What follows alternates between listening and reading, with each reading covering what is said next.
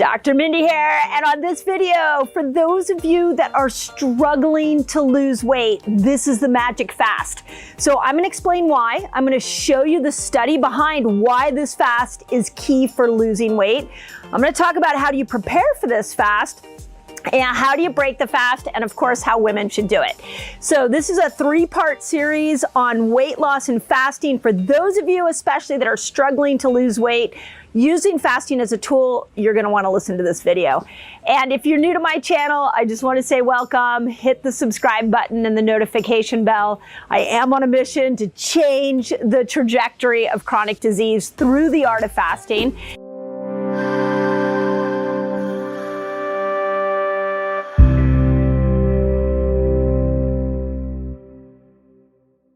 What I want to talk about is the power of this 36-hour fast. In the 36-hour fast, what I want you to know is that that is the perfect time, the absolute perfect time to get your body to go and find the glucose, the toxins, the hormones that it stored years ago in fat. And let me explain why. So remember that we've got this sugar burner, fat burner system, okay? And in my academy, we do this all the time. This is the way we say goodbye to each other on the Zoom calls. So if you're like, what is this crazy lady doing? I'm gonna explain it to you right now. When we eat, we're accessing food from our sugar burner metabolism. So when you eat things that are really sugary, when you eat things that are really high in toxic oils, you take your blood sugar to a really high level. It's going to take some time for that blood sugar to come down so that you can switch over into the fat burning mode. So this is why I want to do a whole video. The next video will be specifically on how do you work with this sugar burner system so we can get you over to fat burner as fast as possible. But for this video, I want you to understand why this 36 hours works so magically. So let's say you eat, I'm gonna say we eat like a steak and a sweet potato, that's my favorite, and some salad for dinner, and you stop eating at 6 o'clock at night. That starts the clock of your blood sugar coming down. With a good meal like that, within about 8 hours, your body is starting to make this switch over into the fat burner metabolism. Now you're over here in fat burner at 8 hours. You're not going to see it on your ketone reader probably till about 12 or 13 hours. But what we start to, it takes about somewhere between 8 to 13 hours to get you over here into fat burning. So now, boom, you're there 13 hours, 15 hours of fasting, and you're in that fat burner system. And now your body's going, okay, we're not sensing that any glucose is coming in. We're not sensing any food is coming in. So we better make some ketones by burning fat. So now you're at like hour 16, you're at hour 17, and the body is going, okay, I'm gonna burn fat. I'm gonna burn fat because I stored stuff there years ago. So I'm gonna use this for this moment. And so it burns that. Now at 20 hours, you're burning fat, 24 hours, you're burning fat. You're hopping on the scale, you're like, I don't see any fat burning. You're looking at your ketones, you're like, I don't see any ketone production. We've seen this happen over and over again at somewhere around 2024. But if you hang in there long enough, what we find is about 36 hours is where it's just the right amount of time for the body to grab onto the idea that no food is coming and it better burn some fat for fuel. And so some of you, this is happening at 17 hours. So if you're listening to this and you're like, oh yeah, I get ketones at 17, I can lose weight with a 24. Amazing. I love that. This video is for those of you that are really struggling with weight loss and your fasting's not doing it for you. What I love about the 36-hour fast is it's enough time to really force, and I'm gonna say lovingly force the body into burning the fat that you hate so for energy, so it starts to prime that fat burning system. The 36-hour fast is not a fast that you've got to do every week. You can. I've seen people do it every week to be able to really accelerate their weight loss results. But if you're on a trajectory of like, I want to lose weight, we got to get you dipped into these 36-hour fasts every once in a while because you need that amount of time in your fat burning window to be able to train the body to start burning that fat more efficiently. So let me know if that makes sense, because a lot of you throw the 15-hour fast, which is great. It's an intermittent fast, but it's not long enough to burn fat for you. Some of you throw the 24-hour. I call it the gut reset fast. We did that last month for Fast Training Week. That may also not be long enough, but the 36-hour fast is where the magic starts to happen. And so there was several studies. I'm going to read the one that I put in Fast Like a Girl. But before I do that, I want you to know that I recently brought Megan Ramos onto the Resetter podcast. And she talked about how the fasting movement was really born in the clinic that she was working in, which is Dr. Jason Fung's clinic, which started this whole trajectory of fasting for weight loss. And Jason and Megan strongly feel that it's at the 36-hour that we really start to see a change in insulin resistance. In fact, they don't even believe in the fasts that are shorter period of time.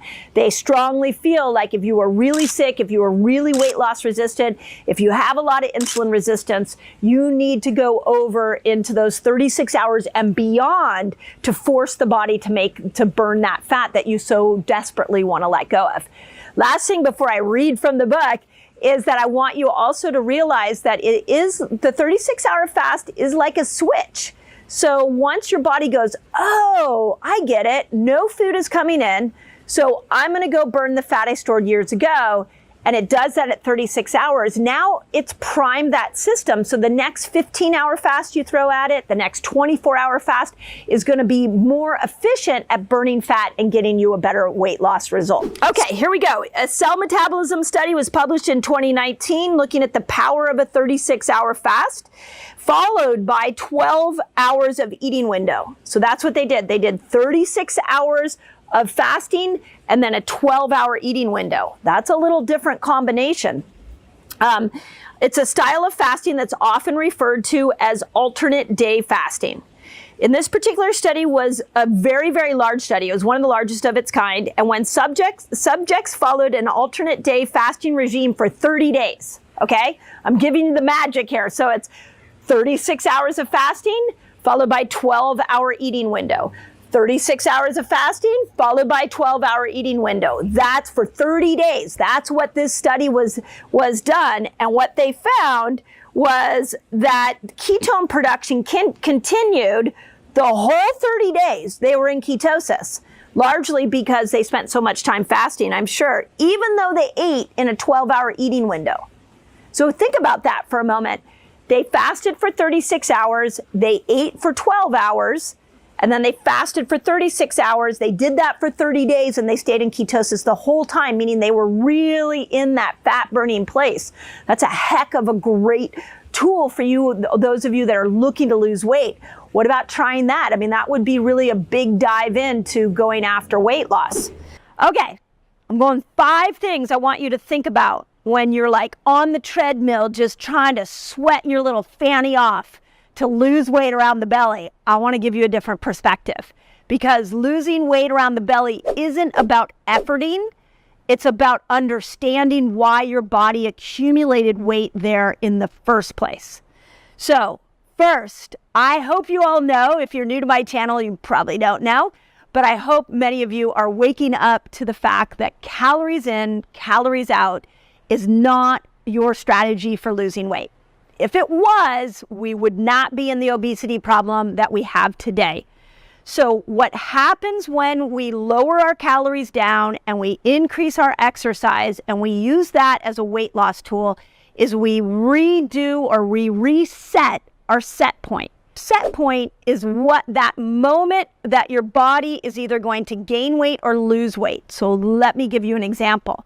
If you only eat let's say you eat 2,000 calories and you exercise an output of 500 calories, giving you a net of 1,500 calories, and that's working for you, you're going to always have to stay at that 1,500 calorie mark to stay the same weight. If you want to lose weight, you're going to have to get under that 1,500 calorie mark, go to more like 1,000 calories to be able to drop weight. And then if you do that, you start lowering your set point. Now your set point's 1,000 calories. This is why we have an obesity problem, is everybody's counting calories. Everybody's trying to exercise their way out of their weight gain, and it is not the tool in order to lose weight. You want to be smarter than that. You want to tap into easier systems than that. So I'm not saying go eat a ton of calories. I'm not saying sit on your bum and don't exercise. I'm just saying be cautious about the way that your brain might be approaching weight loss from this calorie in, calorie out standpoint, because long term that is not successful. Okay. Number 2 reason why diet and exercise doesn't work for losing belly fat is it's not allowing you to dip into your fat burning energy system. So remember, I've taught you all here on this channel that what we want to do is metabolically switch. So when you are metabolically switching, you are becoming a very good sugar burner. And then when your blood sugar comes down, you're switching over into your fat burning energy system, and you're starting to burn fat for fuel, which is giving you those ketones. So if we never come over here to this fat burning system, then what happens is you're never permanently burning fat. You're just working from the sugar burner system. So let's use what the classic thing somebody does when they go to lose weight is they restrict what they eat and then they exercise a bunch. All of that is just trying to manipulate the sugar burner system. The only way you get over the fat burning system is through fasting. This is why I'm such a fan of fasting, is I want you to practice taking those good habits that you have around food, those amazing habits you have around exercise, and I just want you to pair it to a fasting length. And in Fast Like a Girl, I wrote 6 different lengths. So it's anywhere from 12 hours to 72 hours. That's where you start to see more fat being burned permanently. So diet and exercise won't work alone, but if you pair them with a fasting window, they're going to work a lot better because they tap into this fat burning system. Okay, number 3, and this is a huge one. And what's interesting to me is that we've been really watching your guys' feedback on Fast Like a Girl. And actually, Amazon gives us some really interesting data on what people are highlighting in Fast Like a Girl for the people who bought the ebook. And one of the most common highlights in there are obesogens. So what happens when we diet and exercise to lose belly fat is we get caught in the low carb fake foods. We get caught in the low calorie fake foods. But the Diet Cokes, the gimmicky fake diet foods that are packed with chemicals. And those chemicals will make you gain weight. They are not your door out of weight gain. They're actually your door in to weight gain. So obesogens are everything from parabens that you can find actually in like your sunscreens and some of your lotions and your hair products, your makeup. So please scan your beauty products. Pesticides are on anything that's non-organic. So please try to buy more organic foods whenever possible. Phthalates are found in commercial meats. They're also found in fragrances. So any of your beauty products that have fragrances in them or perfumes that you wear, we just don't think of those as causing us to gain weight, but they will have a negative impact on blocking receptor sites that will lead to more insulin resistance. So those are really important chemicals that you look at. An easy thing to do, you can look for it in Fast Like a Girl, or you can just Google obesogens and look at the list, but then look at your toxic environment. Look at the beauty products you're using. Look at the cleaning products you're using. Look at the heavy metal load. So obesogens are a real thing, and they're everywhere, and they're causing you to hold on to weight. So please start to unload your toxic loads and bring them down so that you can really live in the body that you want to live in. Okay, number 4 reason why diet and exercise doesn't work for belly fat is that it doesn't really address the cortisol issue. Now, gentle forward movement exercise like walking, a gentle run, just movement, a yoga, those are cortisol regulating activities. But I'm talking about when you decide, hey, today's the day I'm going to lose weight, so I'm going to slap on some gym shoes and I'm just going to go run as hard as I can, and you really push yourself. What we know is that if you're chronically doing that over and over and over again, you're raising cortisol. And belly fat in particular is where extra cortisol gets stored in. So I'll just use myself as an example. I know that when I start to feel like, put on my pants a little tight around my waist, and I know I've been fasting, I know I've been eating well, but there's a little extra padding around my belly, I go immediately to, what have my stress levels been? Because when stress is high, cortisol's high. When cortisol's high, you become more insulin resistant, and your body stores glucose and cortisol in belly fat. So you want some exercise variation where you're doing yoga, you're walking. You can still have your push days, but I want to make sure that you're balancing that with some recovery and some lower cortisol activities. Okay, now the number 5 reason why diet and exercise alone doesn't work is because you need your liver to burn fat.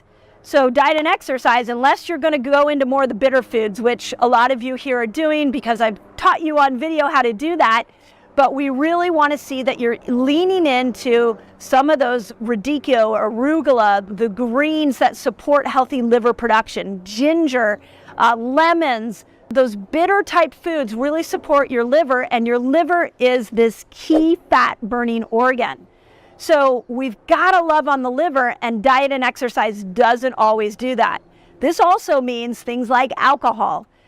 There are a lot of clean alcohols you can do, but if you're really trying to lose weight, get off alcohol of any kind and make sure that you are supporting good liver health, because you need your liver to be able to burn fat. Okay, check this out. I have a free fasting guide for you all. It's free, and it's going to teach you all the basics of fasting. It's going to teach you how to kill hunger when you fast, which is really cool, and it's going to show you how to break your fast, among many other things. All you got to do is click on this link right here and enjoy.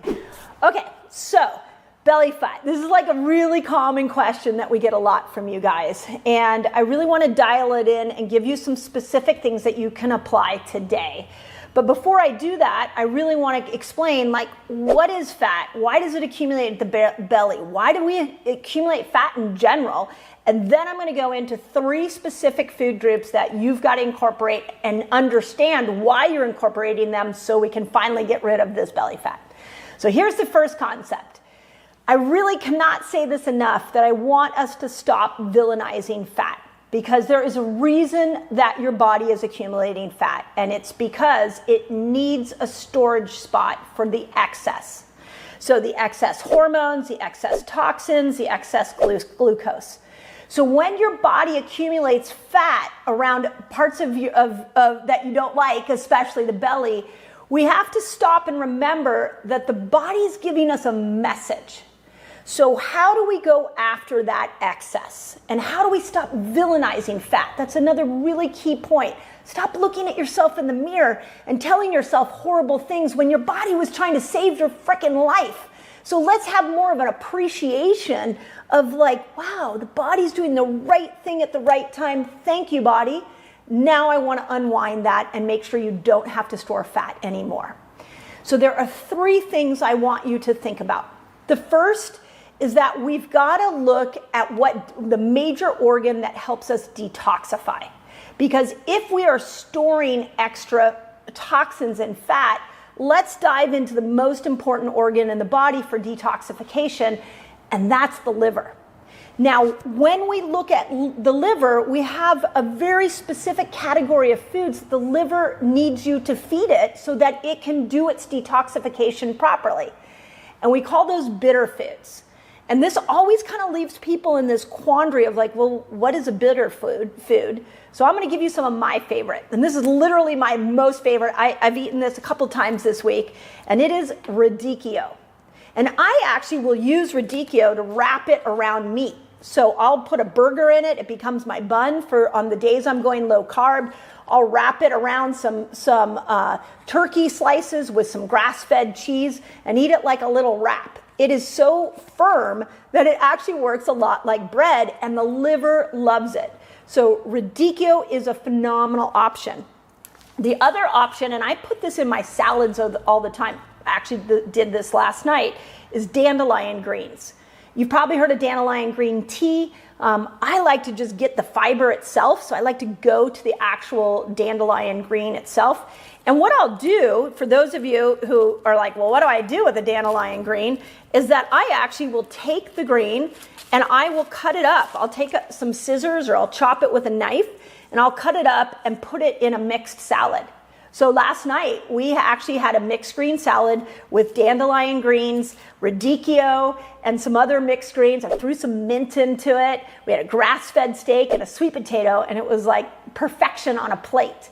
But it really was there was a healing aspect to that meal other than a taste aspect, and dandelion greens were a really important part of that to help support liver health.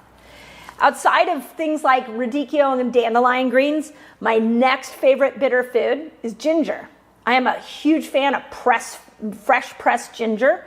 I have been known to walk into a health store and just grab one of those ginger shots and drink it. You can press it yourself. You can put this in tea. You can cut it up and put it in a smoothie. That would be a beautiful way to do it, but it's great support for the liver.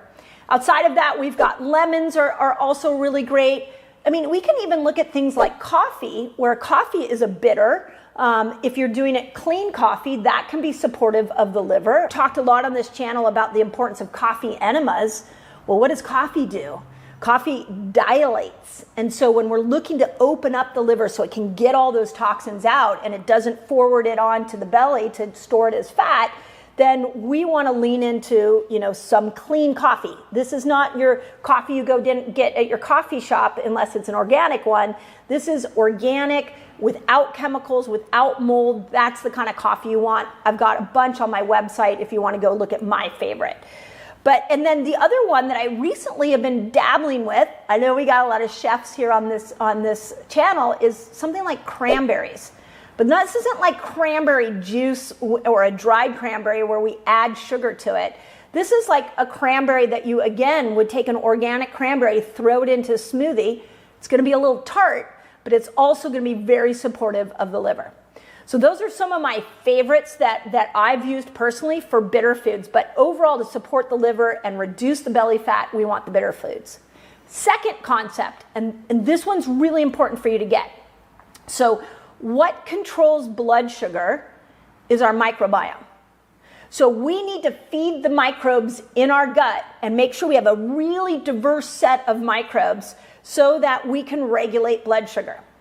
If we've been on antibiotics for a long time, if you've been on decades of birth control, if you've had a lot of steroid use, what you're going to see, and you've been under a lot of stress, what you're going to see is your microbiome is deficient of a good variety of microbes. And you may find that your blood sugar is higher than you want it to be. When I'm working with a patient one-on-one, when I can't get blood sugar down, I go to the liver and I go to the gut to be able to look at how do we regulate blood sugar from that angle as opposed to just looking at fasting, which I love, of course, and looking at supplementation. I know a lot of you have asked me about like cinnamon and things like that. But what I want you to do is start to put some of these hacks I'm giving you into a daily regime that works really well. So when we go to the gut, I have some very clear, tried and true ones. The first is bone broth. Now, I want to explain why bone broth works so well. It has something called glycine in it, and glycine will heal the inner lining of your gut. And it will prevent, it can actually stop a leaky gut. So one of my favorite gut hacks is to fast up to 24 hours. I wrote about that in Fast Like a Girl, and then break your fast with bone broth. Now we've actually started to heal the gut in one day. It only takes, by the way, 3 days of consistent, good eating, good fasting to change that microbiome. So can you add more bone broth in, especially when you go to break your fast? Second piece is that we've got to look at something, well, I'll go here for next. We've got to look at some of the probiotic foods that we want to add in. So raw kefir is one of my favorite because it has trillions of good bacteria. I love Raw Farm. I have no financial ties to them. I just love them as humans, and they're on a mission to try to change the microbiome of the world through raw dairy. And this one has turmeric in it. It has some cinnamon, so it can help with that blood sugar coming down. But it's also got trillions of bacteria, more powerful than even a probiotic. I break my fast often with this. And then the last part of the microbiome, especially for women, that I want to talk about is the power of the estrobiome. Now, this is a set of bacteria in your gut that break estrogen down. If we go back to what I said in the beginning of this video, the reason that we accumulate fat, especially around the belly, is because of excess.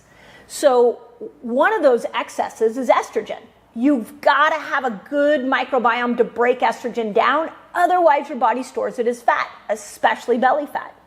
So are you eating enough green leafy vegetables?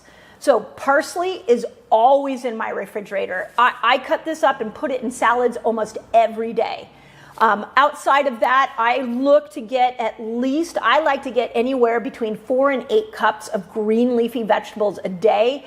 When I make a salad, I put mixed greens in it. I put parsley, I put mint, I put radicchio, I put dandelion greens. So I try to use a salad as my tool, my healing tool, to be able to support my liver and my microbiome. That combination now has my liver detoxifying the bad estrogens, and it has me breaking those bad estrogens down and the good estrogens down so the good can be used and the bad can go away. This is the level of nuance that we need to start talking about when we're looking at something as simple as belly fat. We've got to break down how you can get rid of that and understand it from a deeper level, because your body is always doing the right thing at the right time. Last thing I want to tell you, when we look at blood sugar, we want to look at stability. And if your blood sugar is doing this all day long, what happens is in those peaks of glucose, you're also getting a peak of insulin.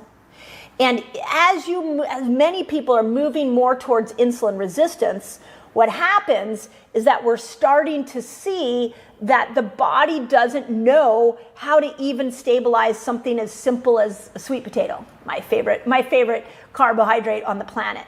So putting our carbs with a fat slows down the spike of blood sugar, which is a brilliant thing. So grass-fed butter goes on everything I can possibly put on it.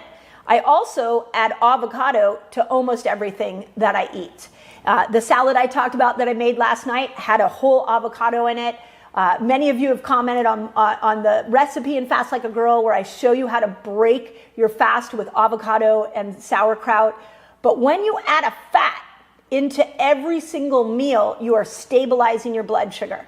When you stabilize your blood sugar, you're not getting these big spikes and these big crashes. When you don't have the big spike, there's no glucose to store. There's nothing to store. There's no insulin to store. When you're cleaning up the liver, the liver's detoxifying in a normal, healthy way. There's nothing to store.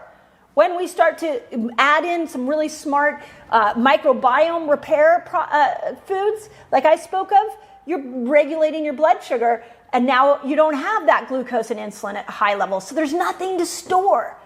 That's the trick. Like, I want you to see this so clearly, that the art to losing weight exists in fasting and food.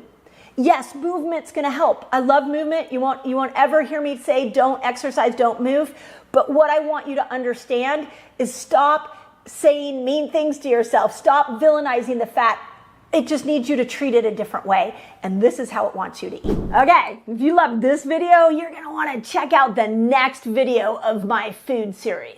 On this video, want to talk about the healthy foods that you might be eating that will stop you from a long and healthy life.